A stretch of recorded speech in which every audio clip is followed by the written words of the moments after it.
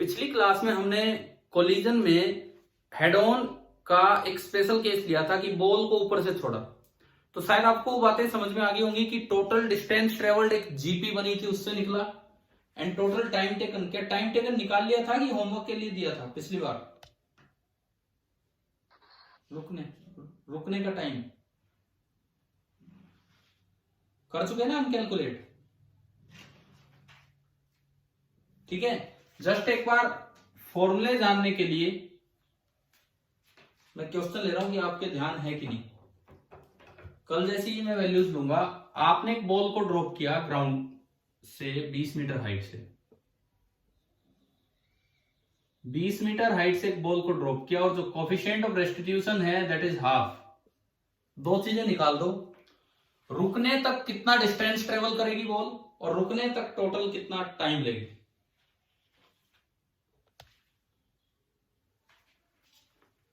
अच्छा चलो, दो नहीं, मैं चार चीजें आपसे पूछता हूं। सबसे पहली बात, फर्स्ट कोलिजन के बाद दोबारा कितनी हाइट तक राइज करेगी? फर्स्ट कोलिजन के बाद दोबारा कितनी हाइट तक राइज करेगी? क्या आंसर होगा? फर्स्ट कोलिजन के बाद ये दोबारा कितनी हाइट तक राइज करेगी, इसका क्या आंसर होगा? 5 मीटर, बिल्कुल सही। आपको याद होना चाहिए h dash is equal to e square into H.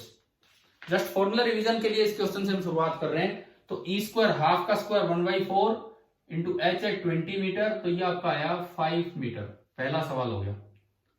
दूसरा सवाल, पहले कोलिजन के जस्ट बाद ये स्टार्ट हुआ तो कितनी स्पीड से स्टार्ट हुआ है? जो बॉल पहले कोलिजन के बाद स्टार्ट हुई है, कितनी स्पीड से स्टार्ट हुई है ये वाली बॉल? मतलब इसकी वेलोसिटी क्या होगी? यहां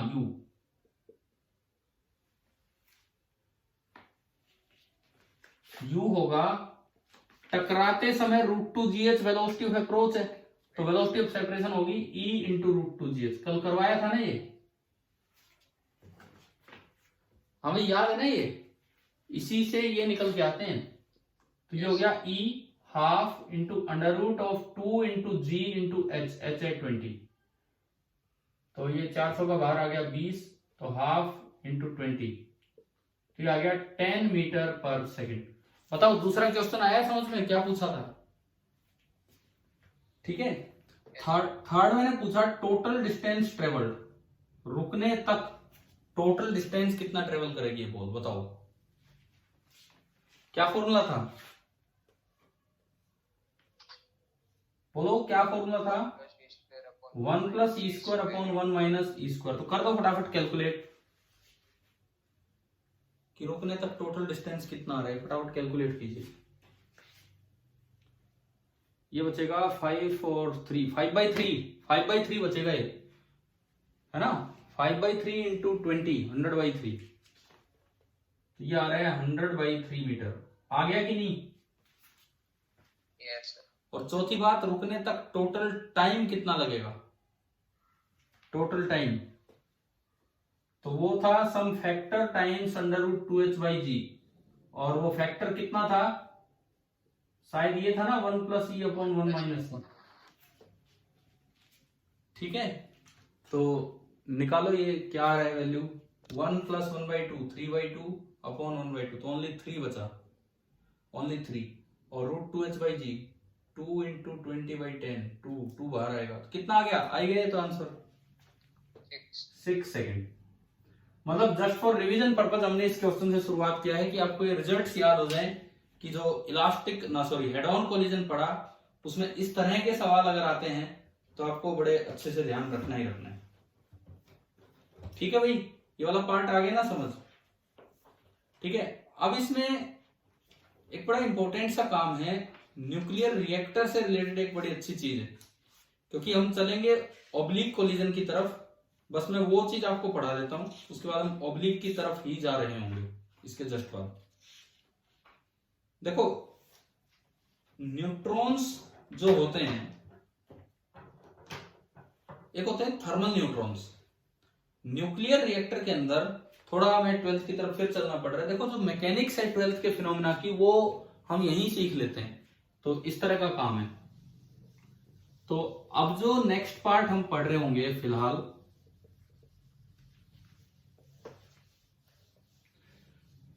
भाई इस बार आपकी क्लास में सभी बच्चे 50 क्रॉस करके आए हैं, एक या दो मुश्किल से छोड़ के, नहीं तो ऑलमोस्ट सभी ने 50 क्रॉस किए।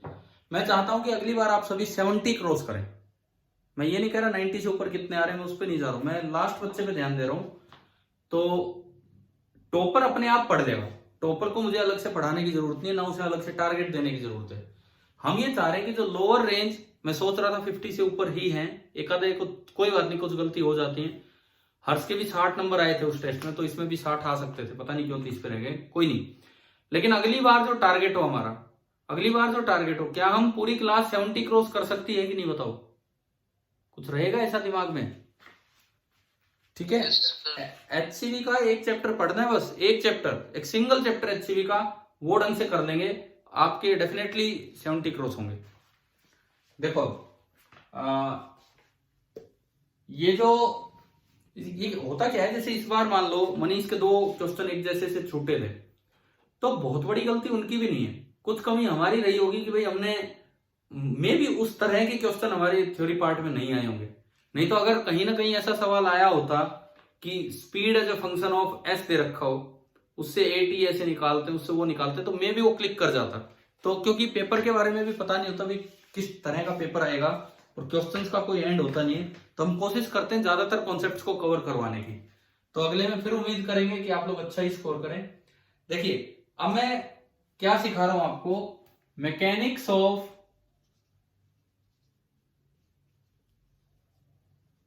Moderator in nuclear reactor.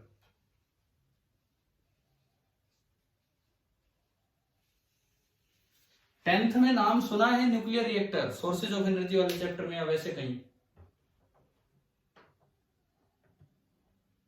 हाँ जी, न्यूक्लियर रिएक्टर का क्या मतलब, क्या होता है? न्यूक्लियर रिएक्टर जो हम लोग यूज करते हैं उसका क्या मतलब होता है, सुनो। एक न्यूक्लियस होता है यूरेनियम 92-235, ये एटॉमिक नंबर, ये मास नंबर। यूरेनियम 235 बड़ा स्पेशल न्यूक्लियस है। इस पे जब थर्मल न्यूट्रॉन्स की बम्बार्डमेंट की जाती है, इसे मैं बोलता हूं थर्मल न्यूट्रॉन। थर्मल न्यूट्रॉन का मतलब होता है स्लो न्यूट्रॉन, ये फास्ट न्यूट्रॉन नहीं होते। जब इस पे स्लो न्यूट्रॉन आके टकराता है, ये सिंपल न्यूट्रॉन है N01, न्यूट्रॉन कहीं भी ऐड होगा तो मास नंबर में 1 की बढ़ोतरी कर देता है और एटॉमिक नंबर में कोई बढ़ोतरी नहीं करता। मुझे लगता है इस बात से तो आप सभी अवगत होंगे केमिस्ट्री के थ्रू, पता है ना ये तो आपको। Neutron, number of neutrons atomic number में शामिल नहीं होता है, मास नंबर में शामिल होता है, इसीलिए नीचे 0 लिखा जाता है और ऊपर 1। क्लियर हुई कि नहीं ये वाली बात?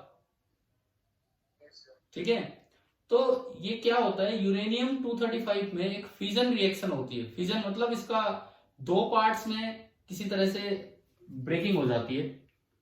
अब वो 2 पार्ट्स कुछ भी हो सकते हैं, मोस्टली वो बनते हैं, मोस्टली बेरियम, क्रिप्टन और 3 सेकेंडरी न्यूट्रॉन्स रिलीज हो जाते हैं मोस्टली। ऐसा नहीं कि हमेशा 3 ही होंगे, किसी रिएक्शन में 4 भी होते हैं, किसी में 2 भी, लेकिन होता है बेरियम, क्रिप्टन ना कुछ और बने। On an average 2.5। अब ऑन एन एवरेज 2.5 का क्या मतलब है, आधा टूट के तो आ नहीं सकता, तो ये हम 2.5 का मतलब कभी 3, कभी 4, कभी 2, तो ऑन एन एवरेज 2.5 निकल के आ रहे हैं। तो ये मैंने जो जनरल रिएक्शन मानी, ये 3 न्यूट्रॉन है। अब जब ये रिलीज होते हैं तो बड़े फास्ट न्यूट्रॉन होते हैं। जब ये रिलीज होते हैं तो ये बहुत फास्ट न्यूट्रॉन होते हैं। देखो हम थोड़ा 12th से रिलेट इसलिए करके चलते हैं कि खाली मैकेनिक्स का कोई मतलब नहीं है, वो कहाँ यूज होगी वो इंपॉर्टेंट है। और 12th में सीधा ये पढ़ाएंगे, उस समय तक आप ये भूल जाओगे। जैसे कुछ दिन पहले हमने अल्फा डीके में यूज किया था, अल्फा डीके वाला है ना, मैकेनिक्स ऑफ अल्फा डीके। तो आज न्यूक्लियर रिएक्टर के अंदर देख रहे हैं। अब ये जो 3 न्यूट्रॉन हैं, ये फास्ट न्यूट्रॉन है। अगर ये तीनों आगे किसी यूरेनियम न्यूक्लियस से टकराएंगे तो क्या उसमें फिजन रिएक्शन कर पाएंगे? नहीं कर पाएंगे। यूरेनियम 235 की प्रॉपर्टी है कि उसमें स्लो न्यूट्रॉन से फिजन होगा। यूरेनियम 235 की प्रॉपर्टी है कि उसमें स्लो न्यूट्रॉन से फिजन होगा। अब होना क्या है, ये अपना यूरेनियम ढूंढेगा, ये अपना यूरेनियम ढूंढेगा, ये अपना यूरेनियम ढूंढेगा। 1 से बने 3, फिर 1 से बनेंगे 3, फिर 1 से बनेंगे 3, 1 से 3, और ये रिएक्शन विस्तार पकड़ लेती है आगे। इसको नाम दिया जाता है चेन रिएक्शन। इस न्यूक्लियर रिएक्शन को नाम दिया जाता है चेन रिएक्शन। एक चेन चल पड़ी है। इस तरह से। और ये समझना बड़ा आसान है, ये सिंपल, जैसे आपकी और हमारी फैमिली जिस तरह बढ़ती है, जनसंख्या जिस तरह बढ़ती है, ऑलमोस्ट वही है कि दादा फिर उसके बेटे बेटे और इस तरह से चलता जा रहा है, चेन रिएक्शन है। लेकिन अब बड़ा काम यहां है, ये जो न्यूट्रॉन रिलीज हो रहा है, ये कैसा न्यूट्रॉन है, मैंने लिखा है कैसा न्यूट्रॉन है, फास्ट। और उसमें यूरेनियम में फ्यूजन रिएक्शन कब होगी, यूरेनियम 235 में, जब न्यूट्रॉन कैसा है, स्लो। तो फास्ट को स्लो करवाने के लिए यहां एक मटेरियल यूज किया जाता है जिसको नाम दिया जाता है, क्या क्या लिखा है मैंने, मॉडरेटर। इसको नाम दिया जाता है मॉडरेटर। ये जो न्यूट्रॉन फिलहाल आते हैं ना इस समय, इनकी स्पीड बहुत ही खतरनाक होती है, 10⁷ मीटर पर सेकेंड। देखो लाइट की स्पीड से थोड़ी कम है, 10⁷ मीटर पर सेकेंड। अब इनको स्लो करना पड़ता है लगभग यहां पहुंचते पहुंचते 10⁻³ मीटर पर सेकेंड। अब देखो यार ये भी स्लो है, अब सोच के देखो कितनी खतरनाक स्पीड है, और ये स्लो में काउंट हो रहा है। 10⁻³ मीटर पर सेकेंड मतलब 1000 मीटर पर सेकेंड स्पीड तो आपकी स्लो में काउंट हो रही, क्योंकि इनकी तो बहुत फास्ट थी। तो वो बनाना है थर्मल न्यूट्रॉन। तो कोलिजन का यहां पे यूज होगा, मतलब मुझे इस न्यूट्रॉन की स्पीड 10⁷ से 10⁻³ तक रिड्यूस करनी है, तभी ये इंटरेक्ट कर पाएगा यूरेनियम 235 से, नहीं तो ये निकल जाएगा, नहीं तो पार निकल जाएगा और कोई फ्यूजन रिएक्शन नहीं हो पाएगा। इंटरेक्शन के लिए जरूरी है कि ये करवाना। तो मेरा सवाल ये है कि मॉडरेटर में जो न्यूक्लियस होंगे, मतलब जिस एलिमेंट का मॉडरेटर बना होगा, मैं चाहता हूं टक्कर हो के इसकी स्पीड कम हो। तो बताओ जिससे टक्कर हो वो हल्का होना चाहिए या वो भारी होना चाहिए, वो न्यूक्लियस। मैं ये चाह रहा हूं इस न्यूट्रॉन की स्पीड टक्कर के कारण कम हो, तो जिससे टक्कर हो वो हैवी न्यूक्लियस।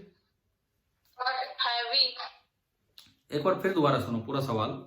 मैं ये चाह रहा हूं कि इस न्यूट्रॉन का कोलिजन करवा के मैं इस न्यूट्रॉन की स्पीड कम करवा दूं, तो जिससे टक्कर हो, मॉडरेटर जिसको हम बोल रहे हैं, उसका न्यूक्लियस हैवी होना चाहिए कि लाइट होना चाहिए, ये सवाल है।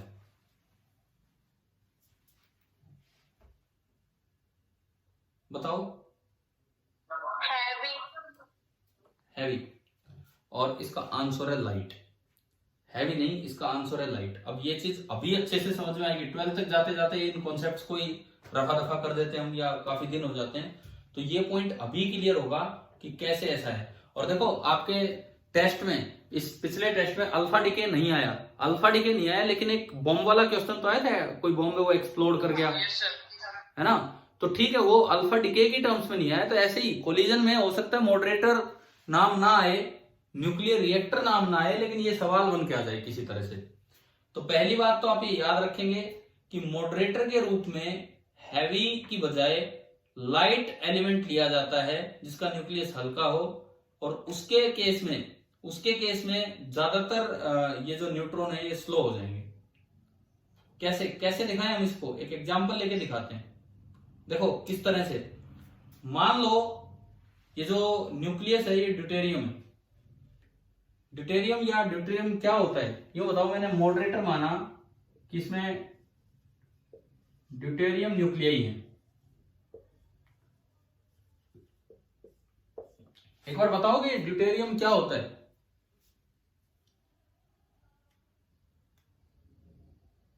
हाँ जी बोलोगे। देखो हाइड्रोजन के 3 आइसोटोप हैं, 1h1, 1h2, 1h3। कई बार मुझे लग रहा है कि आज तो केमिस्ट्री का पार्ट ज्यादा चल रहा है। ये आइसोटोप्स ऑफ हाइड्रोजन एटम है। हाइड्रोजन एटम के 3 आइसोटोप हैं। पहले को क्या नाम दिया जाता है, बोलिए, इसका क्या नाम होता है? क्या? प्रोटियम। इसका नाम होता है प्रोटियम। दूसरे का ड्यूटेरियम, और तीसरे का ट्रीटियम, जो रेयरली मिलता है। ट्रीटियम काफी कम मिलता है। तो फिर ये बताओ ड्यूट्रॉन क्या होता है? क्या ड्यूट्रॉन और ड्यूटेरियम सेम है? भाई बहुत बार तो ड्यूट्रॉन भी लिखते हैं ना, वर्ड तो सुना होगा। देखो ये नाम है एटम्स के, और अगर मैं इनके न्यूक्लियस के नाम लिखूं, प्रोटियम के न्यूक्लियस को बोलते हैं प्रोटॉन, ड्यूटेरियम के न्यूक्लियस को बोलते हैं ड्यूट्रॉन और ट्रीटियम के न्यूक्लियस को बोलते हैं ट्रीटोन। तो आगे से ये कंफ्यूजन नहीं रहना चाहिए, बिल्कुल समझ गए हो।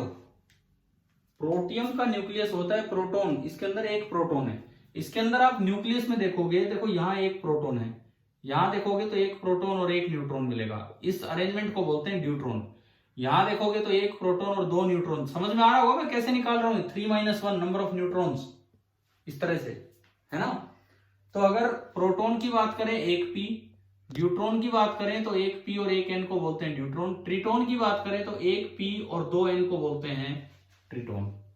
पहले आप ये बताओ क्या यहां तक समझ में आया? ठीक है। अब देखो, मॉडरेटर के तौर पे अक्सर हैवी वाटर यूज किया जाता है। मॉडरेटर के तौर पे अक्सर हैवी वाटर यूज किया जाता है। हैवी वाटर होता है D2O, जैसे H2O होता है H2O, ऐसे D2O। ये वाटर के रूप में हैवी है क्योंकि H2O से हैवी है, लेकिन और एलिमेंट्स के मुकाबले, आप लेड ले लो, बहुत हैवी है, उनके मुकाबले तो बहुत हल्का है। तो इसमें क्या होता है, ड्यूट्रॉन पार्टिकल्स मिल जाते हैं टक्कर के लिए।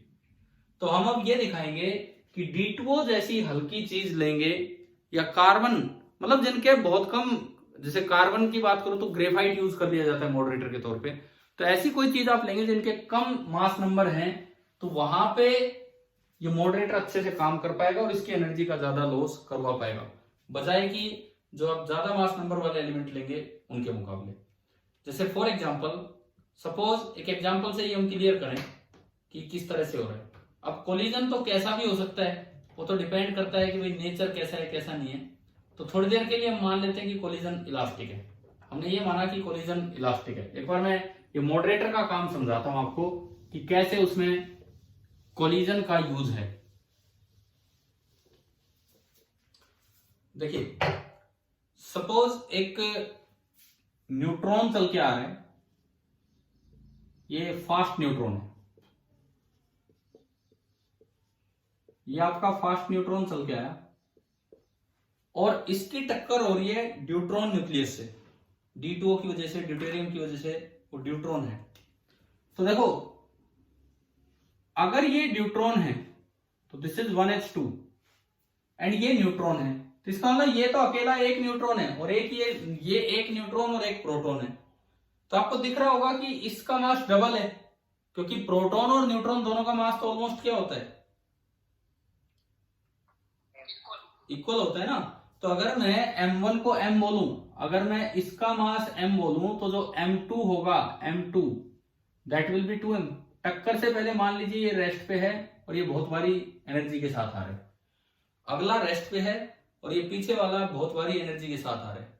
ठीक है, कोई भी स्पीड V1 से आ रहा है, तो मैंने माना U1 से, तो जो काइनेटिक एनर्जी 1 की होगी पहले, initial that is half M, या M1 बोल दो तो पुट कर लेंगे U1², और दूसरे की है 0। ठीक है, अब सपोज ये कोलिजन हुआ है, इलास्टिक कोलिजन में मान लेता हूं, इलास्टिक कोलिजन मैंने माना। तो आप बताओ, टक्कर के बाद न्यूट्रॉन की स्पीड कितनी होगी और इस ड्यूट्रॉन की स्पीड कितनी होगी। हमने बोल दिया कि इसकी स्पीड है V1 और इसकी स्पीड है V2। ये है भाई, मैं आपको फॉर्मूले बता चुका हूं इलास्टिक कोलिजन के, डायरेक्ट फॉर्मूले। बताओ पढ़ लिए कि नहीं आपने? तो और बड़ा आसान काम यह है कि U2 0 है, रेस्ट पे है U2 0। तो आप मुझे यहां से V1 बताओ कितना आ रहा है और V2 बताओ कितना आ रहा है। V1 और V2 सही फॉर्मूला लगा के बताना।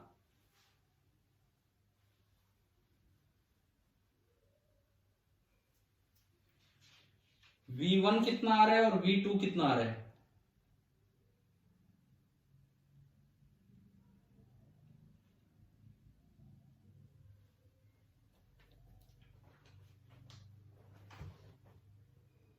भाई U2 0, तो V1 बना M1 - M2 upon M1 + M2 into U1, M1 - M2 upon M1 + M2 into U1। और V2 कितना बना बताओ, फॉर्मूले तो याद है ना आपको। 2m1। अरे बताओ ये फॉर्मूले भूल गए कि ध्यान है? देखो ये एक ब्रैकेट यहां चलता था, एक यहां आगे वाली टर्म में u2 आता था और u2 0 है, तो मेरे पास v1 आ गया और मेरे पास v2 आ गया, दोनों आ गए। मुझे केवल 1 से मतलब है, 1 की एनर्जी से मतलब है, मुझे और किसी चीज से मतलब नहीं है, केवल और केवल 1 की एनर्जी से मतलब है, क्योंकि मैं ये चाहता हूं कि न्यूट्रॉन कितना स्लो हुआ है बस। तो मैं काइनेटिक एनर्जी लिखता हूं, न्यूट्रॉन की इनिशियल काइनेटिक एनर्जी है ½m1u1²। अब न्यूट्रॉन की जो फाइनल काइनेटिक एनर्जी होगी न्यूट्रॉन की, जो होगी ½ m1 इंटू v1 का स्क्वायर, और v1 का स्क्वायर करोगे तो बनेगा m1 minus m2 upon m1 plus m2 का स्क्वायर इंटू u1²। ठीक है, बताओ एक बार बोर्ड पे देख के कि क्या ये समझ में आया क्या लिखा हमने? हाँ भाई क्लियर हुआ क्या? ठीक है, अगर मैं इसको के इनिशियल की टर्म्स में लिखूं, ये जो मैं चीजें लिख रहा हूं ओनली फॉर न्यूट्रॉन लिख रहा हूं, ओनली फॉर न्यूट्रॉन। के इनिशियल की ना सॉरी के फाइनल को के इनिशियल की टर्म्स में लिखूं तो ½m1u1² को अलग कर लो तो ये बच गया m1 minus m2 upon m1 plus m2 इसका होल स्क्वायर इंटू के इनिशियल। ये बताइए ये स्टेप आया समझ में? के फाइनल को कैसे लिखा हमने के इनिशियल की टर्म्स में?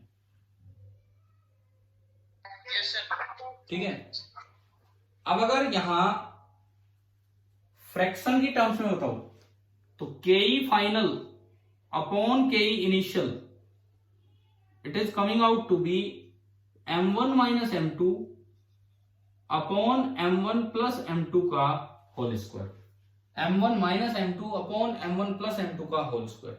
अब यहीं से आप एक चीज देखो, यहीं से आप एक चीज देखिए कि अगर अगला हैवी हो, मान लो मैं यहीं से आपको दिखाऊं, लेट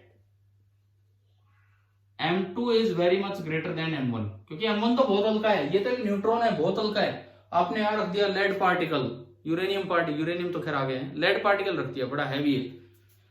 तो अगर m2 बहुत भारी होगा तो आप m1 माइनस m2 को नियरली माइनस m2 लिख पाएंगे? हाँ भाई ठीक है, और m1 प्लस m2 को भी नियरली m2 लिख पाएंगे? बताओ आप, हाँ भरते चलो, समझ में तो आ रहा है ना ये? तो अगर मैं इसको माइनस m2 रख दूं और इसको m2 रख दूं तो कट के -1 बचा, और -1 का स्क्वायर 1 होगा। तो इसका ये मतलब हुआ कि जो न्यूट्रॉन की के फाइनल है वो बराबर आ गई के इनिशियल के। तो क्या उसने कोई एनर्जी लॉस की? थोड़ी बहुत भी।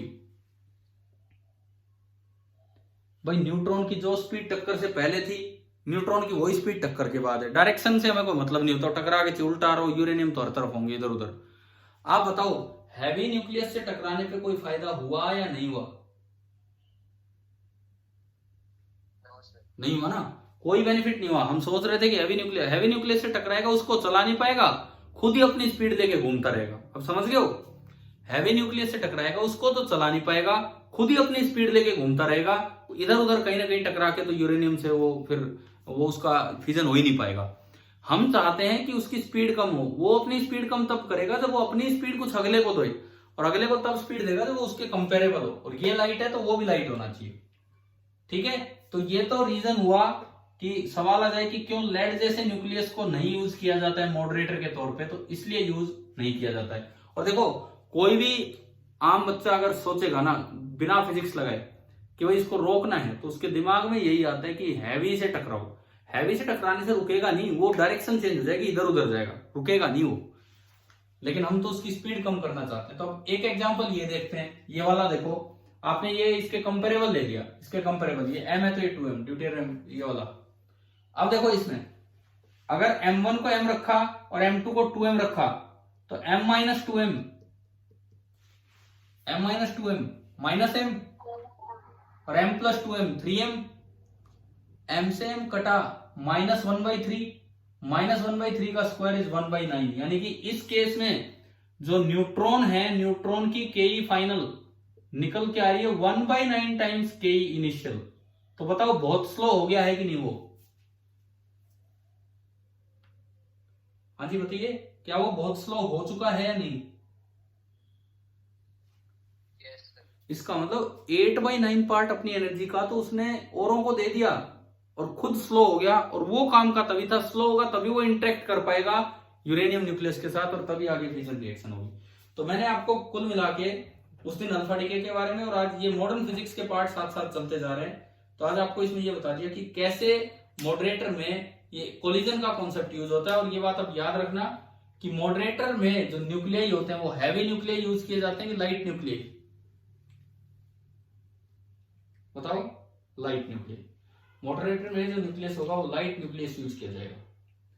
तो अगर ये इतनी सारी बातें समझ में आ गई हैं तो मैं अब ऑब्लिक कोलिजन स्टार्ट करूं। ठीक है, देखिए ऑब्लिक ढंग से समझना बड़ा आसान है। अगर आपको हेड ऑन कोलिजन समझ में आ गया है तो बड़ा आसान है, बिल्कुल वही कॉन्सेप्ट्स लगेंगे, फॉर्मूले अच्छे से याद रखें। और ये जो मैंने आपको कॉन्सेप्ट पढ़ाया आपको +1 एनसीईआरटी में मिलेगा, +1 एनसीईआरटी में मिलेगा ये कॉन्सेप्ट। एक सोल्ड एग्जांपल है वहां पे बता रखा होगा, तो ये सवाल आ सकते हैं।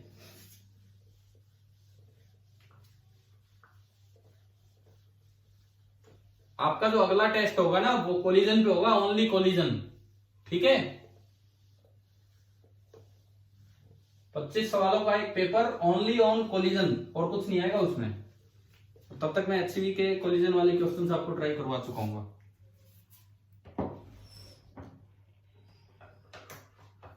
तो स्टार्ट करते हैं हम ऑब्लिक कोलिजन। तो सबसे पहले मैं आता हूं, इंक खत्म। सबसे पहले मैं आता हूं ऑब्लिक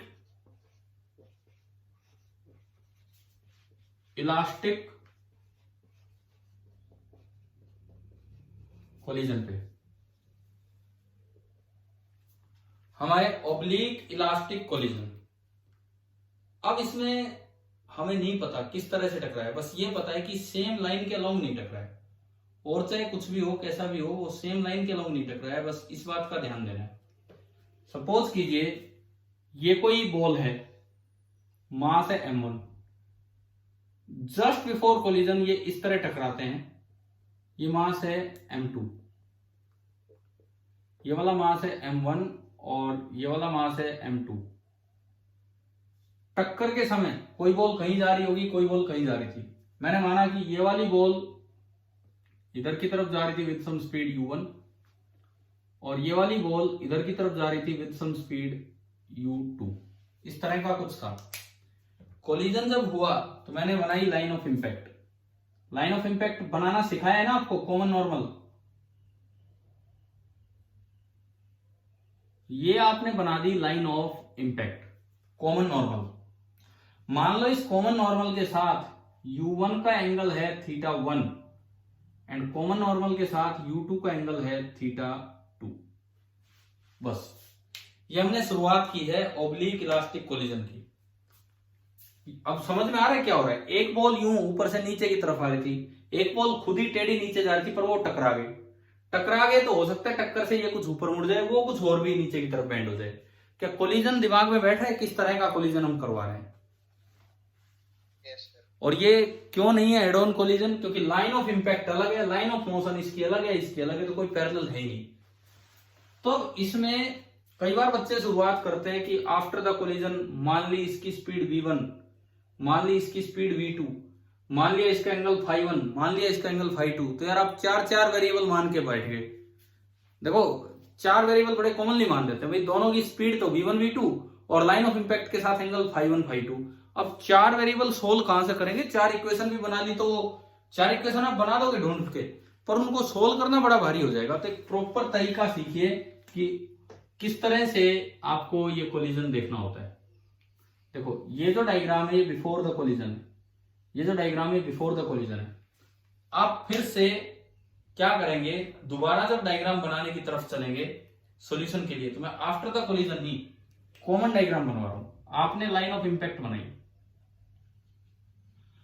सॉरी, आपने लाइन ऑफ इंपैक्ट बनाई है जो भी थी, इसके पैरेलल ये मैंने लाइन ऑफ इंपैक्ट बना दी। क्या करेंगे, आप इसको डिवाइड कर लीजिए 2 पार्ट्स में। तरीका सीखो। देखो आज ही आपको ऑब्लिक कोलिजन समझ में आ जाएगा ढंग से कि बेस्ट पॉसिबल वे क्या है ऑब्लिक कोलिजन को सोल्व करने का। ये लो भाई, मैंने एक परपेंडिकुलर डाला और इसको दो पार्ट्स में डिवाइड कर दिया।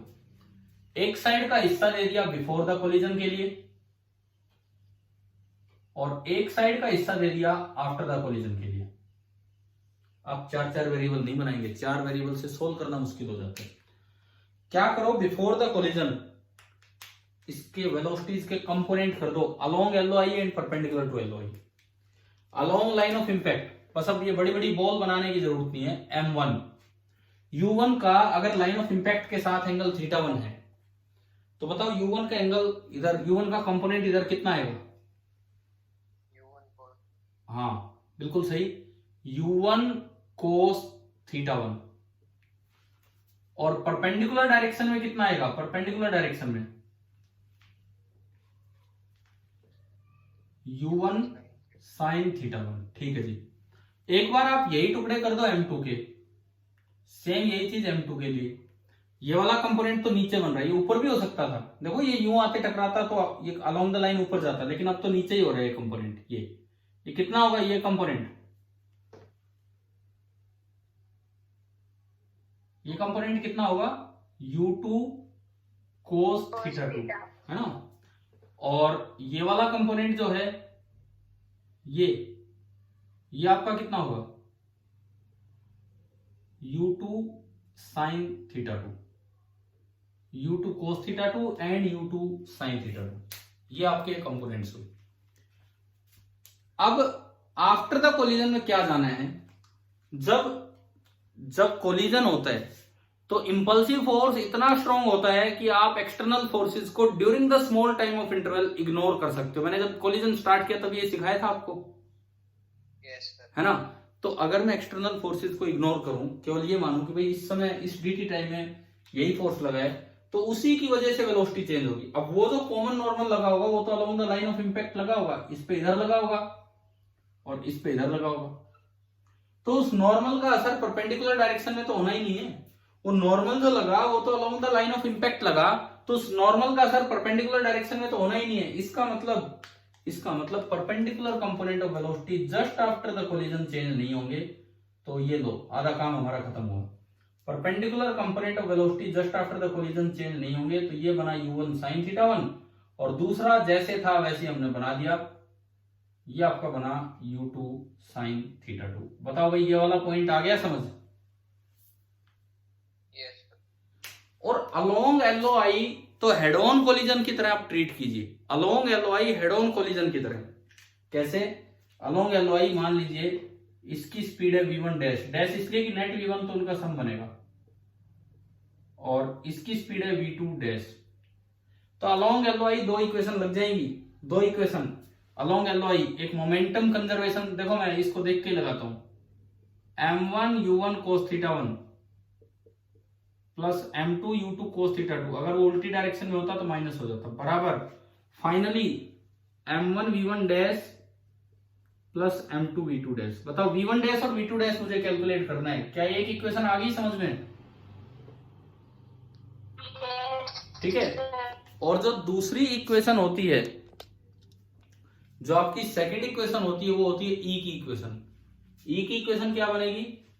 ये कौन सा कोलिजन माना है? Elastic collision. तो इलास्टिक कोलिजन में तो E1 है, E होता है velocity of separation upon velocity of approach. तो वो देखने होते हैं आपको अलोंग LOI, वो आपको देखने होते हैं अलोंग LOI। तो वेलोसिटी ऑफ सेपरेशन, ये तेज चल रहा होगा तभी तो सेपरेट होंगे।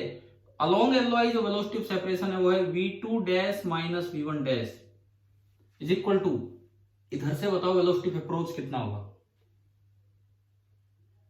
बोलो, नहीं फिर मैं ही लिख रहा हूं। वेलोसिटी ऑफ अप्रोच कितना होगा along LOI? U1 cos θ1 minus U2 cos θ2। अब ये देखो दो इक्वेशन, दो variable v1 dash v2 dash, क्या सोल्व हो जाएंगे v1 डैश और v2 डैश यहां से? मुझे ये बनाने की भी जरूरत नहीं है, मैंने तो आपको इसलिए बना के दिखाई है कि कल को आप फॉर्मूला भूल गए थे, बनाओगे सोल्व करोगे तो वही रिजल्ट आएंगे। अभी बताओ क्या इलास्टिक कोलिजन का आपको रिजल्ट याद है? v1 और v2 का याद होगा ना भाई? याद है ना इलास्टिक कोलिजन के v1 और v2 के रिजल्ट? Yes sir. तो वो v1 है v1 डैश, तो मैं सीधा लिखूं इन इक्वेशन से जब आप सोल्व करोगे तो v1 डैश बराबर सम ब्रैकेट इनटू u1, वो u1 है ये, u1 आपका along the line of impact है u1 cos theta 1 plus some other bracket into u2, और u2 की जगह है u2 cos थीटा 2। अब आप बताओ पहली ब्रैकेट में क्या आता था in terms of m1 m2, बोलो भाई। फिर आपको याद क्या है जब बोल ही नहीं रहे हो तो? अरे क्या ये फॉर्मूला था कि नहीं? m1 minus m2 upon m1 plus m2 into u1 था कि नहीं ये फॉर्मूला? बताओ। Yes sir. दूसरे ब्रैकेट में बताओ क्या आता था? बोलो ऊपर क्या आता था? 2m2। यार देखो आप ऐसे मत करो, ये भूलो मत। और अगर ये इनइलास्टिक कोलिजन होता तो मैंने कहा था 2 की जगह तो आ जाएगा 1 प्लस ई, बताया था। और m1 माइनस m2 की जगह आ जाता है m1 माइनस ई m2। वो रिजल्ट याद नहीं करेंगे तो देखो 2 इक्वेशन लिखनी पड़ेगी, सोल्व करनी पड़ेगी, 5-5 मिनट एक्स्ट्रा चले जाएंगे। मैं आपको सिखा क्या रहा हूं आज, मेन टारगेट हमारा क्या है कि जो जो ऑब्लिक कोलिजन है उसको भी हेड ऑन की तरह ट्रीट करवा लेना।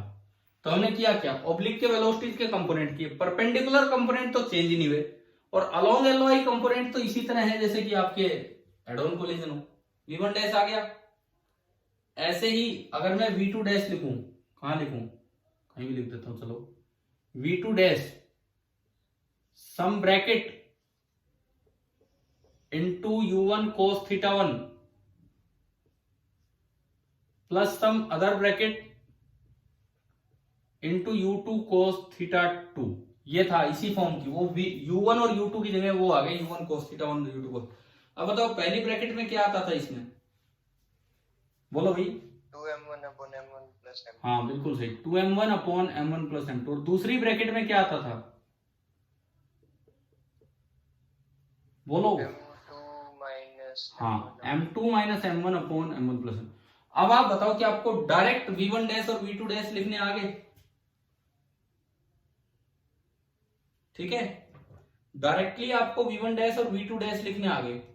अब v1 डैश और v2 डैश लिख दिए तो उससे v1 और v2 कैसे निकालें?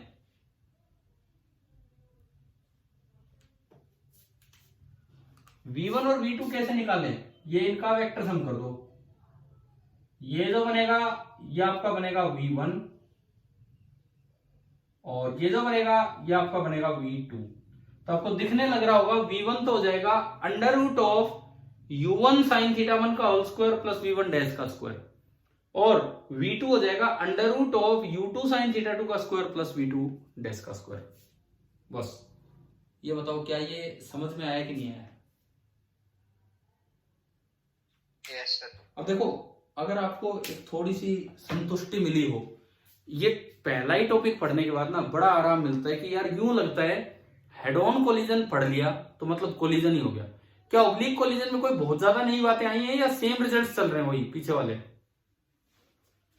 सेम है सर। सेम है, आपको बस डायग्राम बनाना है, कंपोनेंट्स करने और अलोंग एलओआई हेड ऑन लगा रहे। और इवन जो स्पेशल केसेस के रिजल्ट्स बताए थे वो भी वैलिड है। याद है आपको इलास्टिक कोलिजन में 3-4 रिजल्ट्स पढ़े थे हमने स्पेशल केसेस के। अगर इक्वल मास हो तो वेलोसिटी इंटरचेंज हो जाती है, एक वेरी हैवी एक वेरी लाइट, इस तरह के करवाए थे ना 2-3 केसेस। ठीक है, तो ये सारी की सारी बातें आप ध्यान रखना। अब मैं एक क्वेश्चन आपको देता हूं, आप वो करेंगे, इसी पे अपना डायग्राम बनाएंगे जैसे भी करेंगे, देखिए। और मैं चाहता हूं कि आप करके दिखाएं, बिकॉज उसी से तो पता लगेगा कि ये कितना समझ आया आपको। डायग्राम भी खुद बनाना है।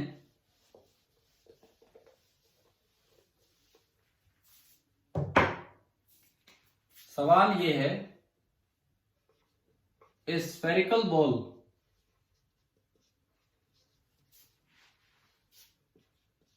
स्ट्राइक से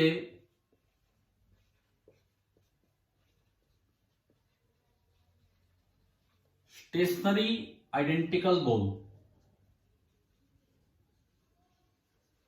एक दूसरी बॉल थी स्टेशनरी, मतलब भाई स्टेशनरी आइडेंटिकल बॉल मतलब दूसरी बॉल किस पे थी, रेस्ट पे। एक स्फेरिकल बॉल आती है, बिल्कुल वैसी आइडेंटिकल बॉल है, ऑब्लिकली टकराती, कहीं साइड से टक्कर मारती, ठीक है। और मान लो both the balls are elastic, अगर बॉल्स इलास्टिक होंगी इसका मतलब कोलिजन ही इलास्टिक है।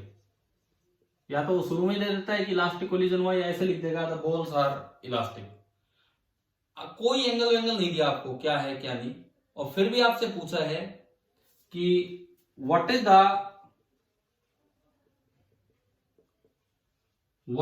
the angle between the directions of velocities of both the balls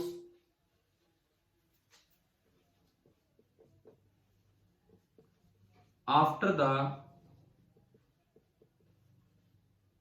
collision। ये सवाल है, ये आपको करना है। करो भाई, आप ट्राई कीजिए, फिर मैं आपको बताता हूं।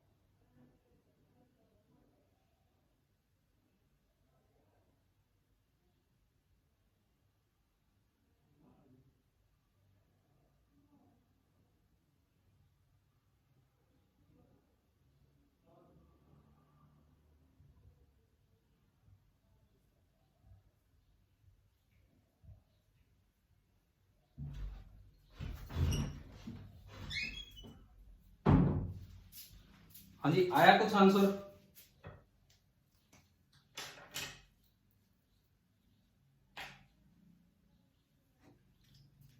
पहले ये बताओ, डायग्राम बनाया आपने?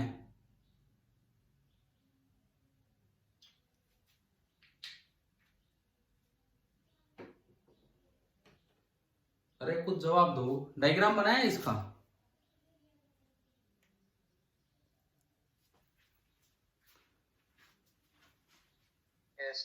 ठीक है, देखो हमारे पास वो फैसिलिटी नहीं है स्मार्ट बोर्ड टाइप, नहीं तो इन कोलिजन्स में तो पढ़ाना बड़ा अच्छा हो जाता है। मतलब अब भी अच्छा है, ऐसी बात नहीं कि आप नहीं समझ रहे हो। थोड़े वो डिजिटल बोर्ड होते हैं तो उनमें तो बॉल दिखा दी जाती है, बाकी उससे कोई फर्क नहीं पड़ता है, क्योंकि समझना तो आपको ही पड़ेगा। वो बॉल बस थोड़ा दिखने में अट्रैक्टिव हो जाती है, अगर वो होता तो उसमें तो क्लियरली पता लगता है ये चीज। लेकिन मुझे लगता है अभी आप समझ ही रहे हो। तो सोल्यूशन देखिए एक बार क्या है। आपने एक बॉल रेस्ट पे ले ली और दूसरी चलती जा रही है। सपोज ये कोई बॉल है, ये रेस्ट पे है, और दूसरी बॉल चल के आ रही है, मैं कहता हूं आगे की तरफ जा रही थी किसी स्पीड u1 के साथ, और ये टकरा गई। तो लाइन ऑफ इंपैक्ट हमारा ये बना। इन्होंने हमें दिया नहीं कि कितने एंगल पे टकराई है, मैंने कुछ फाइनल आंसर बता रहे हो क्या आप? Yes sir. हाँ बिल्कुल सही है, बिल्कुल सही है। ठीक है, देखिए अब इधर सुने, ये थीटा एंगल पे ये इसका ये मान लिया। अब मैं सॉल्यूशन का डायग्राम बनाता हूं। अच्छा, आइडेंटिकल मासेज हैं तो m और m। आपने क्या किया, लाइन ऑफ इंपैक्ट बनाई, ये लाइन ऑफ इंपैक्ट। हर बार जब भी ओब्लिक कोलिजन आए लाइन ऑफ इंपैक्ट बनाओ और इसको दो पार्ट्स में ब्रेक कर दो। लाइन ऑफ इंपैक्ट बनाओ और इसको दो पार्ट्स में ब्रेक कर दो। आज कोई वैसी थ्योरी नहीं चल रही यार, बड़े अच्छे अच्छे कॉन्सेप्ट चल रहे हैं, कभी मॉडरेटर न्यूक्लियर रिएक्टर, कभी कोलिजन का ओब्लिक, तो दोनों ही पार्ट्स अच्छे हैं, ये ढंग से सीखिए आप। और एक बच्चे का आंसर भी आ गया है तो इसका मतलब सीख रहे हो आप अच्छे तरीके से। देखिए कंपोनेंट्स करवाओ, m1 के कंपोनेंट बोलो भाई, m1 मतलब m ही है, चलो m1 लिख देता हूं। अलोंग LOI कितना होगा before the collision? u1 cos theta, ठीक है। And perpendicular to LOI u1 sin theta. दूसरी जो बॉल है वो रेस्ट पे है, तो ना उधर कुछ होगा और ना इधर कुछ होगा, कुछ नहीं होगा, वो रेस्ट पे था। आफ्टर द कोलिजन एक चीज तो हम सीख चुके कि कौन से कंपोनेंट चेंज नहीं करने हैं, अलोंग LOI की परपेंडिकुलर कौन सा कंपोनेंट चेंज नहीं करना है? परपेंडिकुलर। तो m1 का तो वही रखा हमने, m1 का तो कंपोनेंट वही रखा, और वो कितना होगा u1 sin थीटा। m1 का कंपोनेंट तो वही रखा and that is u1 sin theta. m2 में था ही नहीं तो अब भी नहीं होगा। चलो जी, ये तो बात होगी। अलोंग LOI तो हेड ऑन कोलिजन है। हेड ऑन कोलिजन, वो भी कैसा कोलिजन? इलास्टिक। वो भी कैसी बॉल? आइडेंटिकल। तो ये तो हमारे पास रिजल्ट है। हमारे पास एक रिजल्ट है कि हेड ऑन कोलिजन अगर होता है आइडेंटिकल बॉल्स में, इलास्टिक कोलिजन अगर होता है, तो क्या था? पहला ही रिजल्ट था वो स्पेशल केसेस का, क्या था बताओ? बताओ क्या रिजल्ट था? सीधा लग जाएगा, कोई कैलकुलेशन ही नहीं करनी कुछ भी। v1 is equal to u। हाँ, वेलोसिटीज विल गेट इंटरचेंज। इसकी वेलोसिटी उसको दे दो और उसकी वेलोसिटी इसको दे दो। तो देखो m2 की वेलोसिटी अलोंग LOI जीरो थी ना, इसका मतलब बाद में m1 की जीरो हो जाएगी, बाद में m1 की इधर जीरो हो जाएगी, और m1 की इधर u1 cos थीटा थी, तो बाद में m2 की इधर हो जाएगी u1 cos थीटा। अब देखो आफ्टर द कोलिजन एक ही वेलोसिटी आई। आफ्टर द कोलिजन हमें दिख गया कि जो m1 है वो तो चल रहा है केवल perpendicular to the velocity, perpendicular to LOI sorry, और m2 चल रहा है अलोंग LOI। तो ये पूरा ये खुद ही v1 हो गया और ये पूरा खुद ही v2 हो गया। तो बताओ v1 और v2 के बीच का एंगल कितना है? ये आपसे पूछा था, दिख गया कितना एंगल है? फाइनली कितना एंगल है v1 और v2 के बीच का? 90 डिग्री। क्या ये इस पे डिपेंड कर रहा है कि इनिशियल थीटा कितना था, जो सवाल में दिया भी नहीं हमें? बिल्कुल नहीं कर रहा। ये थीटा चाहे कुछ भी हो, ये थीटा चाहे कुछ भी हो, अगर इस तरह का कोलिजन है, हमने अपने तरीके से सोल्व किया और एंगल फाइनल आंसर आ गया 90 डिग्री। चलो भाई, सभी बच्चे एक बार जवाब देंगे यार, क्या आपको ऑब्लिक कोलिजन बनाने आ गए हैं कि किस तरह से बढ़ना है? Yes sir. अब देखो कुछ भी तो अलग नहीं है, एक साथ हो जाएंगे। आपने कौन सा पढ़ लिया? इलास्टिक पढ़ लिया, इलास्टिक पढ़ लिया। इससे भी बहुत कम टाइम में इनइलास्टिक पूरा हो जाएगा, और उससे भी बहुत कम टाइम में परफेक्टली इनइलास्टिक। मतलब ये सारे ही फटाफट होने, रिजल्ट्स आपको याद होने चाहिए। तो नेक्स्ट हम दे रहे हैं ऑब्लिक इनइलास्टिक कोलिजन। अगला जो हम लेके चल रहे हैं that is oblique inelastic collision. यहां मैं इन और लगा देता हूं।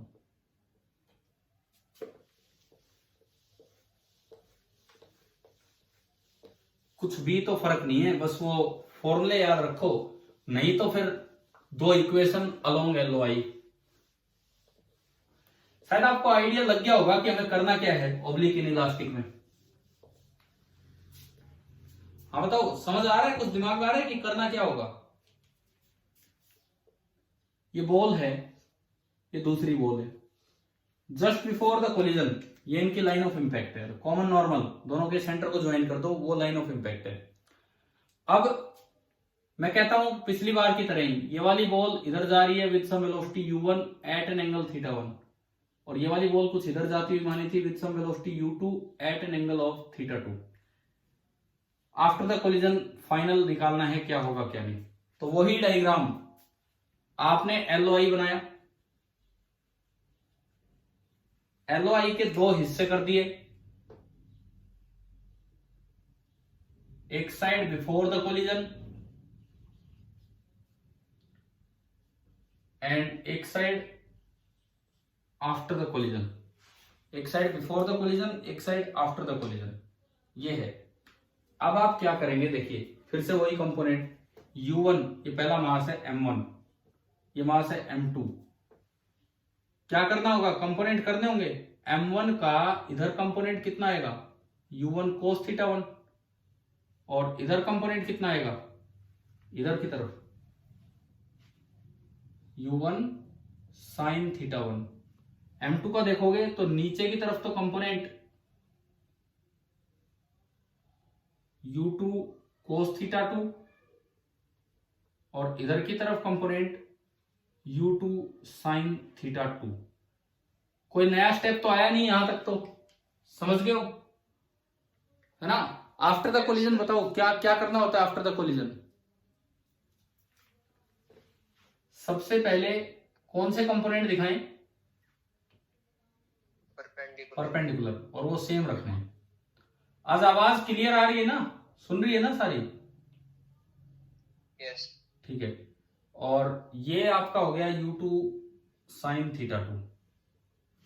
अलोंग LOI आप अपनी तरफ से मान लो कि भाई एक कंपोनेंट v1 डैश, कुछ फर्क ही नहीं हो रहा, बिल्कुल ही सेम चल रहा है, और एक component v2 dash. v1 dash और v2 डैश आते ही तो मैं बता ही दूंगा, स्क्वायर करके ऐड कर लेंगे, ये तो v1 हो जाएगा, इनको भी स्क्वायर करके ऐड कर लेंगे और ये आपका v2 हो जाएगा। अब देखो वो बच्चे जो इस सवाल को 4 वेरिएबल की तरफ डाल देते हैं, उन्हें सोल्व करना बड़ा मुश्किल हो जाता है। हो सकता है वो फिजिक्स की 4 इक्वेशन बना दे, उनको सोल्व नहीं कर पाते। वो क्या करते हैं, फाइनल वेलोसिटी इसकी v1 मानी, इसकी v2, LOI के साथ एक का एंगल φ1 एक का φ2, 4 इक्वेशन भी बना देते हैं, पर वो सोल्व ही नहीं हो पाती हैं। तो ये बेस्ट तरीका है ऑब्लिक कोलिजन्स को सोल्व करने का। शायद आपको समझ में आ ही गया होगा, ठीक है। अब अगर मुझे v1 v2 लिखना है तो एक बार v1 डैश आ जाए फिर तो v1 आ ही गया, under root u1 sine theta 1 का स्क्वायर प्लस v1 डैश का स्क्वायर। ऐसे ही दूसरा एंगल चाहिए तो एंगल भी आ गया, tan φ1 tan φ2। अब मेरा टारगेट बचा v1 डैश और v2 डैश निकालने का। अगर आपको फॉर्मूले नहीं आते तो 2 इक्वेशन बनाओ, along LOI momentum conservation m1 v1 dash plus m2 v2 dash is equal to m1 u1 cos theta 1, दूसरा भी नीचे की तरफ ही है तो plus m2 u2 cos theta 2। और दूसरी इक्वेशन E की इक्वेशन, E होता है velocity of separation upon velocity of approach. तो वेलोसिटी ऑफ सेपरेशन बराबर E times velocity of approach. तो वेलोसिटी ऑफ सेपरेशन अगर मैं यहां से देखूं तो बनेगा v2 dash minus v1 dash बराबर E times velocity of approach देखूं u1 cos theta 1 minus u2 cos theta 2। यार आ रही है ना, मैं आपसे पूछ नहीं रहा, इक्वेशन समझ में आ गई आपको, डायरेक्ट में लिख रहा हूं। Yes sir. ठीक है, इनको सोल्व भी करोगे और आपको याद ही हो रिजल्ट तो बहुत ही अच्छी बात है। v1 dash first bracket into u1 cos theta 1 plus second bracket into u2 cos theta 2। बस अब ये बताओ फर्स्ट ब्रैकेट के अंदर क्या आता था, m1 माइनस e। हाँ बस ये E का ध्यान रखना है, E का ध्यान रखना है। और उधर क्या बनेगी ब्रैकेट, ऊपर वैसे तो 2m2 आता था, अब क्या आएगा 1 plus e। 1 plus e into m2 upon m1 plus m2। ये लो v1 डैश आ गया। सिमिलरली आप v2 डैश लिखवा सकते हो, v2 डैश अगर मैं लिखूं, यही लिख देता हूं v2 डैश, एक bracket into u1 cos theta 1 plus एक और bracket into u2 cos theta 2। और कुछ नहीं तो आज फॉर्मूले तो याद हो ही जाएंगे आपको ढंग से। ये बना। अब पहली ब्रैकेट में क्या आएगा, 2m1 upon m1 plus m2 था, तो 2m1 की जगह क्या आ जाएगा 1 प्लस e। हाँ 1 प्लस e इंटू m1। और वो जो दूसरी ब्रैकेट थी उसमें आता था m2 minus m1 upon m1 plus m2, तो क्या आएगा बोलो m2 minus e m1 upon m1। अरे मैंने कोई गलत तो नहीं लिख दिया ना फॉर्मूला, यही थे ना आपके? Yes sir. ठीक है, तो ये देखो ये खत्म आपका ऑब्लिक इनइलास्टिक कोलिजन। तो हुआ तो वही, LOI के अलोंग तो हेड ऑन कोलिजन ही है, और LOI के परपेंडिकुलर डायरेक्शन में तो कोई चेंज ही नहीं हो रहा, तो यानी कि ऑब्लिक कोलिजन भी हेड ऑन ही है, कुछ अलग नहीं है। आप बताइए क्या ये दो समझ में आ गए? Yes sir. और एक बार इस पे क्वेश्चन लेते हैं, फिर हम उस पर चलेंगे जो परफेक्टली इनइलास्टिक वाले पे। देखो इस पे एक सवाल लेके फिर आगे बढ़ेंगे।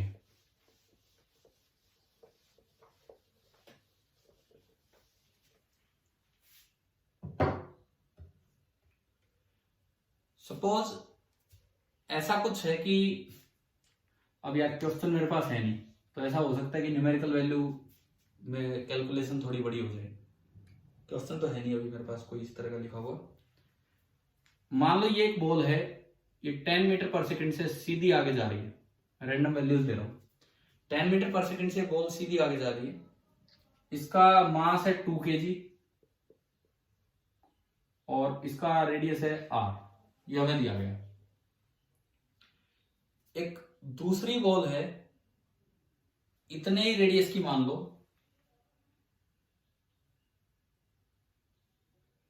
मतलब वो इस तरह आके टकरा रही है, बन गया ओब्लिक कोलिजन।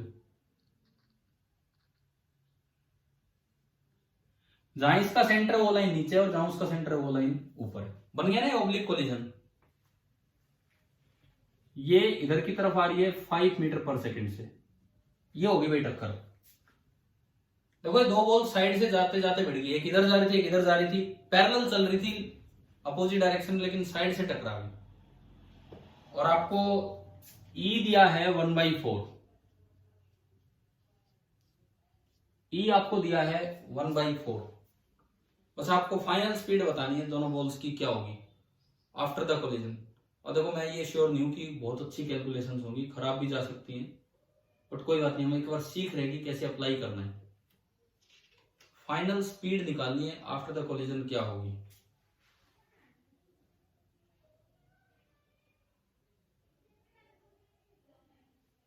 आइडेंटिकल एंगल ना मैंने तो मास अलग अलग दे रखे। अच्छा इसका नहीं दिया, इसका मान लो 1 kg, इसका मास आप मान लीजिए 1 kg है। जस्ट फॉर प्रैक्टिस कि ये कैसे लगाना है वो हम देख रहे हैं।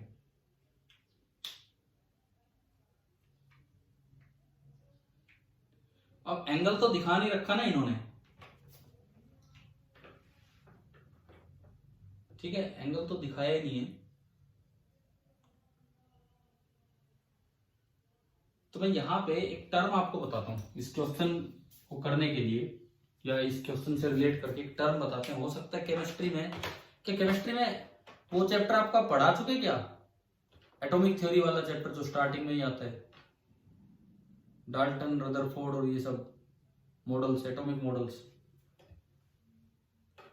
आता है ना +1 में एक चैप्टर, हो चुका है क्या वो बताओ एक बार।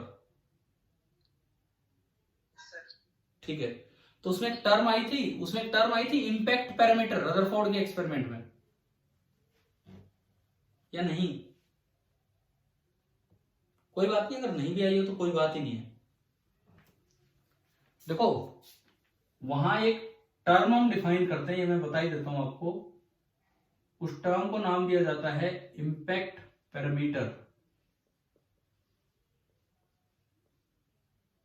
सिंबल होता है बी से अक्सर उसे डिनोट कर देते हैं। इंपैक्ट पैरामीटर मतलब असर कितना होना है टक्कर का, और ये इस तरह डिफाइन होता है कि बी जितना ज्यादा होगा असर उतना ही कम होगा, इस तरह से। सपोज ये एक टारगेट बॉल है, मैं कहता हूं this is stationary target ball,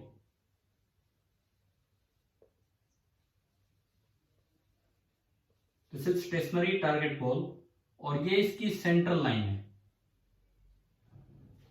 stationery target ball की ये मैंने सेंट्रल लाइन बना दी, इसके पैरेलल मैं एक प्रोजेक्टाइल लेके आ रहा हूं, प्रोजेक्टाइल मतलब जो टक्कर मारेगा, इसके पैरेलल एक प्रोजेक्टाइल आ रहा है चल के, सीधा चल के आ रहा हूं। सपोज ये उसका सेंटर है और उसका सेंटर इधर आ रहा है विद सम वेलोसिटी u1। इस प्रोजेक्टाइल का मास है m1, प्रोजेक्टाइल का जो रेडियस है that is r1, target body का मास है m2 एंड टारगेट बॉडी का जो रेडियस है दैट इज r2। भाई ये बताओ ये टक्कर समझ में आई क्या, क्या है? टारगेट बॉडी रेस्ट पे है और वो प्रोजेक्टाइल चल के आ रहा है। ये इंपैक्ट पैरामीटर वर्ड कहां यूज होता है? जब रदरफोर्ड का एक्सपेरिमेंट पढ़ाते हैं, अल्फा रे स्कैटरिंग एक्सपेरिमेंट, तो ये सामने हैवी न्यूक्लियस गोल्ड का न्यूक्लियस बैठा होता है और वहां प्रोजेक्टाइल कौन होता है बताओगे? Alpha particle. पढ़ा है कि नहीं बताओ? अल्फा पार्टिकल होता है। तो चलो एक मैं थोड़ी सी केमिस्ट्री की बात बता देता हूं आपको। रदरफोर्ड ने न्यूक्लियस का साइज निकाल दिया था। न्यूक्लियर थ्योरी रदरफोर्ड ने दी थी। रदरफोर्ड ने न्यूक्लियस का साइज निकाल दिया था। लगभग कितना? उस अल्फा रे स्कैटरिंग एक्सपेरिमेंट से लगभग कितना? किस रेंज में निकला था? फर्मी मीटर की रेंज में। ध्यान है, फर्मी मीटर की रेंज में। रदरफोर्ड ने जो साइज दिया था वो था 30 फर्मी मीटर। रदरफोर्ड का जो ये एक्सपेरिमेंट था, गीगर मार्टन 2 साइंटिस्ट थे, उनके एसोसिएट, उन्होंने करवाए थे, तो हेल्पर थे उनके, तो वो 30 फर्मी मीटर निकल के आया था इस एक्सपेरिमेंट से न्यूक्लियस का साइज। लेकिन वो बहुत बहुत गलत था, नियरली 5 टाइम्स ज्यादा था। बाद में एक और एक्सपेरिमेंट हुआ, ये अल्फा रे स्कैटरिंग एक्सपेरिमेंट था। बाद में एक और एक्सपेरिमेंट हुआ, इलेक्ट्रॉन स्कैटरिंग एक्सपेरिमेंट, उससे न्यूक्लियस का एग्जैक्ट साइज निकला और वो निकला नियरली 6 फर्मी मीटर। भाई ऐसी बातें हैं, केमिस्ट्री फिजिक्स की नहीं है ये चीजें, ये साइंस की बातें हैं, तो हमें याद रखनी चाहिए। वो केमिस्ट्री में पढ़ लो, फिजिक्स में पढ़ लो, कहीं डाल दो, कुछ ध्यान रह जाएगा ये जो मैंने बताया है अभी पॉइंट। ठीक है, सुनो, अब ये रदरफोर्ड वाला एक्सपेरिमेंट था, या हम तो सिंपल कोलिजन की बात करें, क्योंकि हमारे 11th में तो उनका नाम लिए बिना सवाल आ जाता है, जैसे अभी आया अल्फा डिके का नाम लिए बिना। तो ये जो है, अब इसमें इंपैक्ट पैरामीटर किसको बोलते हैं? जो प्रोजेक्टाइल चल के आ रहा है उसकी सेंट्रल लाइन के पैरेलल आप एक लाइन बना लो। किसकी? जो सेंट्रल लाइन है, प्रोजेक्टाइल के चलने की डायरेक्शन के पैरेलल एक लाइन लगा दो जो इसके सेंटर से पास होती है, टारगेट से। इन दोनों के बीच का सेपरेशन होता है इंपैक्ट पैरामीटर। इन दोनों की सेंट्रल लाइंस के बीच का जो सेपरेशन है, that is known as impact parameter b. क्या ये समझ में आ गया इंपैक्ट पैरामीटर का क्या मतलब होता है? ठीक है, और बी की टर्म्स में, यस सर, बी की टर्म्स में एंगल आ जाते हैं जो कोलिजन में काम आएंगे। कैसे? भाई एलओआई आप बनाओगे, अगर आप लाइन ऑफ इंपैक्ट बनाते हो तो ये देखो, लाइन ऑफ इंपैक्ट ये रही, ये बन गई आपकी line of impact, LOI, line of impact. अब मुझे U1 के कंपोनेंट करने होंगे तो उसके लिए मुझे एंगल चाहिए। मान लो ये एंगल है थीटा, तो इधर तो कंपोनेंट बनेगा U1 sine theta, and along the line component बनेगा U1 कोस थीटा, क्योंकि मैं तो कोलिजन को ऐसे ही देखूंगा कि बस कंपोनेंट करके अगला सेम रख देंगे ये वाला और इसको फिर आगे बना लेंगे। तो क्या मुझे साइन थीटा और कोस थीटा की जरूरत पड़ेगी कि नहीं इस सवाल में? ठीक है, वो निकलेंगे इंपैक्ट पैरामीटर से। कैसे निकलेंगे इंपैक्ट पैरामीटर से? सुनो, ये एक राइट एंगल ट्रायंगल बन गई, ये इंपैक्ट पैरामीटर है बी। ये लेंथ आपको दिख रही है R1 प्लस R2, भाई दिख गया ना? Hypotenuse of the triangle is R1 plus R2। तो साइन थीटा बता दो यहां से कितना आ रहा है, इस राइट ट्रायंगल से साइन थीटा कितना आ रहा है, इस राइट ट्रायंगल से साइन थीटा कितना आ रहा है? Impact parameter upon R1 plus R2। और एक बार आप साइन थीटा कैलकुलेट कर लोगे तो कोस थीटा भी आ जाएगा, under root of 1 minus sine square theta. मतलब मैं आपको ये बता रहा हूं कि अगर क्वेश्चन में इंपैक्ट पैरामीटर दे रखा हो तो इंपैक्ट पैरामीटर का यूज करके, बिना नाम लिए, बिना डायग्राम दिए, बस इंपैक्ट पैरामीटर दे दिया, तो इस तरह से यूज करके साइन थीटा और कोस थीटा निकलेंगे। तो ये क्वेश्चन के बहाने हमने आपको एक चीज पढ़ाई, इंपैक्ट पैरामीटर क्या होता है, बताओ समझ में आया? ठीक है, अब आप इस क्वेश्चन को स्टार्ट करते हैं। इस क्वेश्चन में बताओगे इंपैक्ट पैरामीटर कितना है? दोनों के मिड पॉइंट्स जो सेंट्रल लाइन आ रही है उनके बीच का डिस्टेंस कितना है? आर है ना, दिख रहा है ना दोनों के चलने की जो डायरेक्शन है उसके बीच में। ठीक है, तो देखो आप अपना डायग्राम बनाएं। ये आपका एलवाई, ये line of impact common normal. अगर ये एंगल थीटा है तो ये दोनों पैरेलल हैं, तो ये एंगल भी थीटा हो जाएगा। तो ये तो अच्छी बात होगी कि दो दो एंगल की जरूरत ही नहीं पड़ी। आ गया समझ? अब देखो ये आर, ये भी आर, ये भी आर, तो ये 2R, ये 2R और ये R, तो साइन थीटा कितना हो गया? R upon b upon R1 plus R2, R upon 2R, दिख गया? तो साइन थीटा हाफ हो गया, तो थीटा कितना हो गया? 30 डिग्री। और थीटा 30 डिग्री दिखते ही तो कोस थीटा भी आ गया, कितना? Under root 3/2। इस अंडर रूट ने करवा दिए पंगे, ये तो 37 डिग्री या कुछ ऐसा आ जाता तो अच्छा रहता। कोई नहीं, मैंने सोच समझ के नहीं ली वैल्यू, ठीक है छोड़ो। आप बताओ इंपैक्ट पैरामीटर का यूज करके साइन थीटा कोस थीटा निकालने आ गया आपको? ठीक है, इसके बाद तो वही करना है, एक डायग्राम बनाना है, एक LOI का डायग्राम बनाना है, एक उसके परपेंडिकुलर लाइन लगानी है बिफोर और आफ्टर, ये चीजें दिखाने के लिए। कोलिजन में E दिया है 1/4। अब देखो बिफोर द कोलिजन पहली बॉल 10 मीटर पर सेकेंड से आ रही है, तो उसका नीचे की तरफ तो जो कंपोनेंट होगा that will be 10 cos theta, and उधर की तरफ जो कंपोनेंट होगा that will be 10 sin theta. ये बॉल आई 2 kg की। दूसरी बॉल के टुकड़े ऊपर बनेंगे इस बार, तो ये इधर 5 से आ रही है, 5 से, तो ये वाला कंपोनेंट तो बना 5 cos theta, and perpendicular direction वाला बना 5 sin थीटा। हाँ भाई बताओ, ये डायग्राम नहीं बनाओगे तो आप ऑब्लिक कोलिजन में बड़ी लंबा कर लोगे सवाल को, ये डायग्राम बनाओगे तो जल्दी होगा। क्या ये तरीका आ गया समझ? ठीक है, अब बताओ नीचे की साइड क्या बनाऊं, पहले क्या दिखाऊं इसमें नीचे की तरफ? सबसे पहले दिखाओ दोनों के परपेंडिकुलर कंपोनेंट, ये 2 kg मास है और ये 1 kg मास है। इसका परपेंडिकुलर कंपोनेंट सेम रहेगा 10 sin थीटा, और दूसरे का परपेंडिकुलर कंपोनेंट भी सेम रहेगा 5 sin थीटा। और ये वाले कंपोनेंट इधर की तरफ मान लेना, इधर की तरफ, इसको V1 डैश मान लेंगे और इसको मान लेंगे V2 डैश। अब बताओ क्या आपको समझ आ गया कि आगे सवाल कैसे करना है? हाँ भाई बताओ, आगे सवाल कैसे होगा, समझ आ गया आपको? Yes sir. कैसे, सुनो फिर से वही फॉर्मूला, U1 तो ले लेंगे 10 cos थीटा, U2 कितना लेंगे? U2 कितना लेंगे उन फॉर्मूलों में? बोलो यार बोलो, वो जो बड़े बड़े फॉर्मूले थे अभी, एक ब्रैकेट इंटू U1 और एक ब्रैकेट इंटू U2, तो U1 की जगह तो 10 cos थीटा, U2 की जगह क्या लेंगे? -5 cos थीटा। बस मैं यही सुनना चाह रहा था कि माइनस ध्यान रहे आपको, -5 cos थीटा।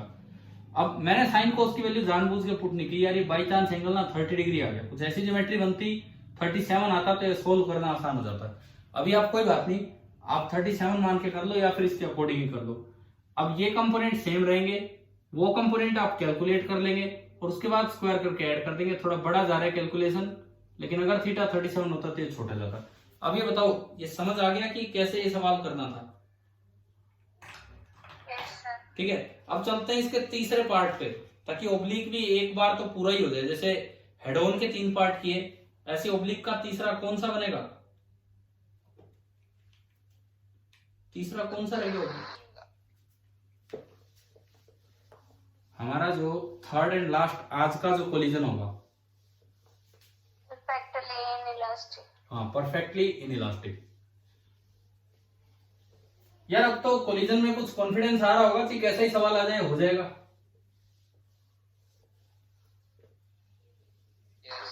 है ना? बाकी आप क्वेश्चंस करेंगे HCV से तो अपने आप चीजें सही होती चलेंगी। मैं दूंगा आपको होमवर्क, या तो मैसेज करके, जैसे भी, अभी बुक नहीं रखी मेरे पास। तो अगला है ऑब्लिक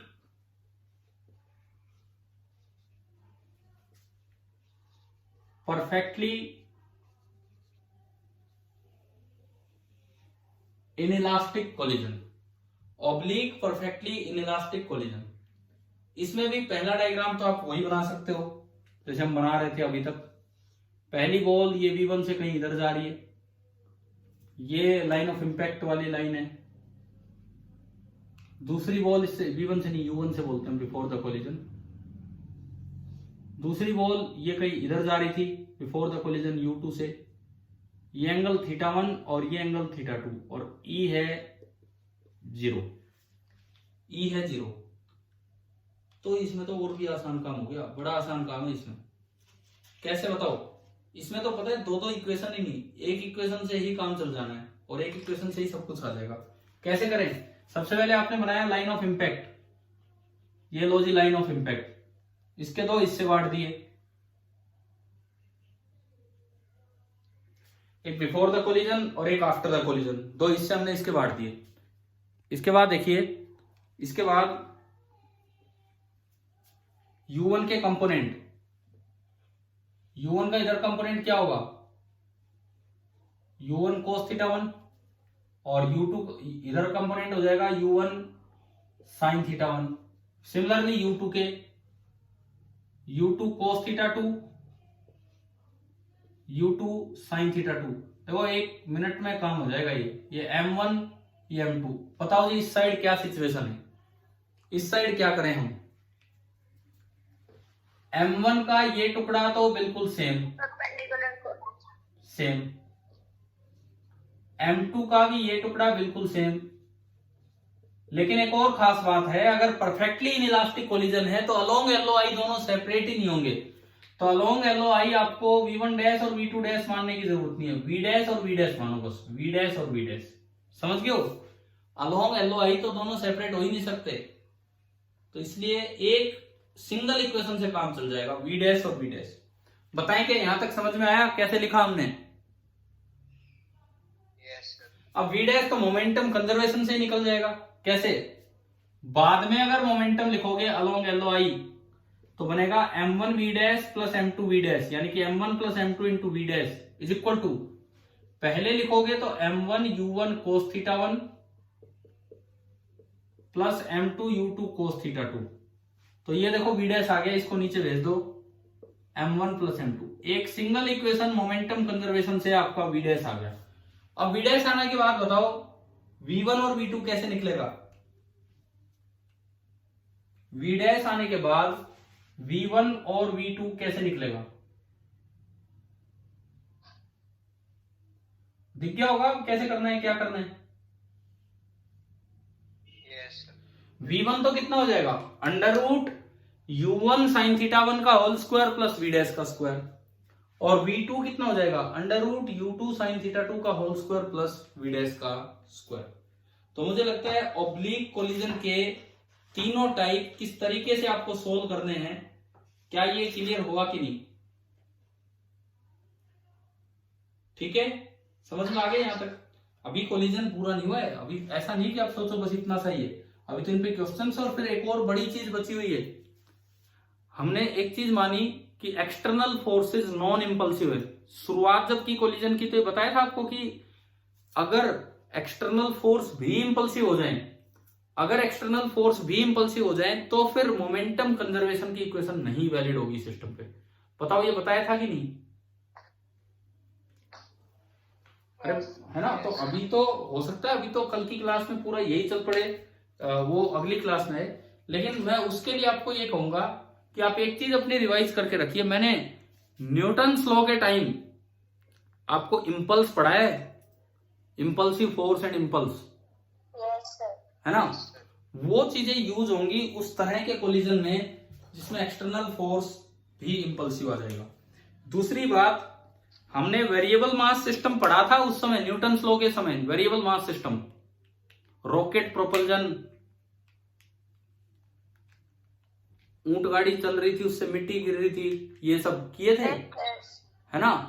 वो आपके पेपर में उस समय नहीं आए, वो सवाल वो उस समय नहीं आए न्यूटन्स लॉ वाले पेपर में। वैसे जो ज्यादातर ऑल इंडिया टेस्ट सीरीज होती है वो सवाल वहीं आते हैं, परंतु अब मैं आपको बताऊं ये पेपर बनेगा HCV के अकॉर्डिंग, क्योंकि सिलेबस HCV के अकॉर्डिंग बना रखा है। और HC वर्मा में वेरिएबल मास सिस्टम के क्वेश्चन इस चैप्टर में है, तो आपको कुछ 2-3 चीजें अपनी पीछे की रिवाइज करके रखनी पड़ेगी। इंपल्स सिस्टम पे मोमेंटम कंजर्वेशन लगाना, जो हम उस समय पढ़ के आए हैं प्रिंसिपल ऑफ मोमेंटम कंजर्वेशन, वो वेरिएबल मास सिस्टम, ये सारी चीजें हमें इस चैप्टर के लिए, इस टेस्ट के लिए रिवाइज करके चलनी पड़ेगी, क्योंकि उनपे उस समय तो सवाल आए नहीं थे, परंतु यहां आने के चांसेस हैं, यहां पे आ सकते हैं। अच्छा एक चीज देखो, मान लो कभी इस तरह का कोलिजन हो, इन्हीं में मैं बता रहा हूं इंपैक्ट पैरामीटर से रिलेटेड एक छोटी सी बात, बस फिर आज की क्लास को फिनिश कर रहे हैं। भाई समझ आया कि नहीं आज पूरा काम।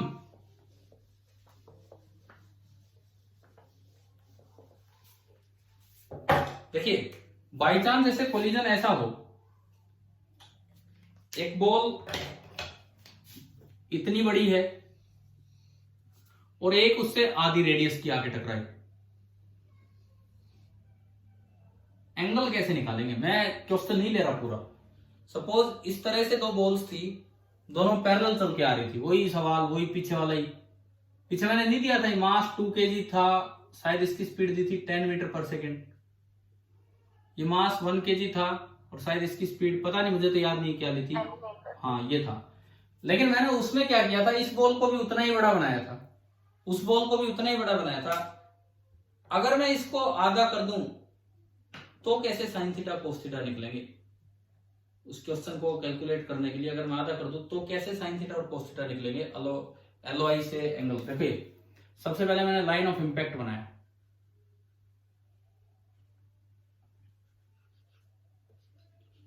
ये आपकी बन गई लाइन ऑफ इंपैक्ट, ठीक है। अब मुझे थीटा की तो जरूरत पड़ेगी, अगर बाई चांस ये पैरेलल दिए हैं तो ये थीटा तो ये भी थीटा। उसी सवाल में एक छोटा सा चेंज कर दिया हमने। तो अब हम कैसे देखें एंगल, कैसे देखें साइन थीटा और कोस थीटा? अच्छा, रेडियस डायग्राम से दिख रहा है, जितना इसका डायमीटर है उतना तो इसका रेडियस है। जितना इसका डायमीटर है मतलब अगर इसका रेडियस आर है, क्वेश्चन नहीं देगा हमें ये सब, ये तो देखना पड़ेगा डायग्राम से। अगर इसका रेडियस आर है तो इसका डायमीटर 2r है, तो वो इसका रेडियस है, यानी कि जो इसका रेडियस है वो इसका डबल है इधर का रेडियस, तो 2r हो गया।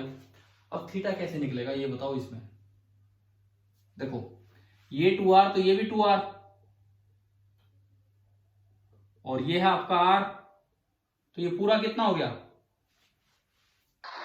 3r। ये r ये 3r, तो अब बताओ इस ट्रायंगल में साइन थीटा कितना?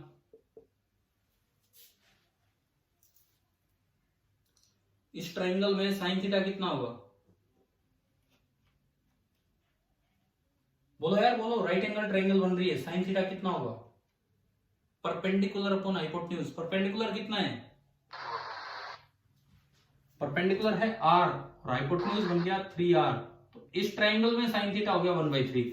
जब ये उतने ही रेडियस का टकराया था तो साइन थीटा हो रहा था 1/2। मुझे थीटा क्या है उससे मतलब नहीं, मुझे साइन थीटा और कोस थीटा से मतलब है। कोस थीटा हो जाएगा 1 - 1/3 का स्क्वायर, यानी कि 8/9 का अंडर रूट, यानी कि 2√2/3।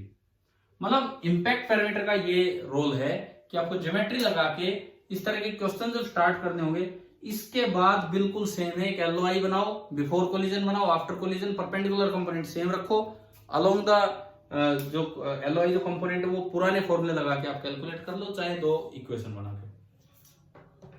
तो यहां तक शायद मैं मान के चलूं कि अब आपकी कोलिजन में एक अच्छी शुरुआत हो चुकी है।